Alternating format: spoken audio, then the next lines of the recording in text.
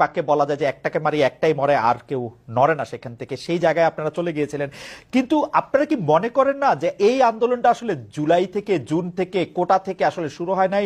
বিএনপির নেতাকর্মীরা বা জামাতের নেতাকর্মী বা বিরোধী দলের নেতাকর্মীরা, এমনকি বাম দলের নেতাকর্মীরা এই 15 বছর ধরে লাগাতার সংগ্রামের মধ্যে, আমি জানি না ইনিবের বিরুদ্ধে কয়টি মামলা আছে, আমার কাছে মনে হয় সম্মিলিত না মামলা না, এবং সম্মিলিত অবশ্যই ত্যাগ, অবশ্যই। সেই ত্যাগটার কথা কি আপনারা আসলে স্বীকার করছেন? এখন তো মনে হচ্ছে যে মানে ব্যাপারটা হলো যে আমাদের এই পুরো আন্দোলন সংগ্রাম শুধু জুলাই মাস থেকেই শুরু হয়েছে এরকম মনে হচ্ছে।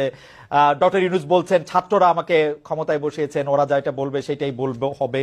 এটা কি আপনারা আসলে ব্যাপারটাকে কিভাবে দেখেন নাহিদ? না না, অবশ্যই। এটা তো বিগত 16 বছর, আমরা আরো বলি 111 থেকে যেই আমাদের বিরাজনীতিকরণ শুরু হয়েছে, সেই সেই সময় থেকে কিন্তু আমাদের এই রাজনৈতিক সংগ্রামটা, এবং আমাদের বিরোধী দলীয় নেতাকর্মীরা যেই আত্মত্যাগ করেছে, নির্যাতিত হয়েছে, এবং নির্যাতিত হওয়ার পরেও তারা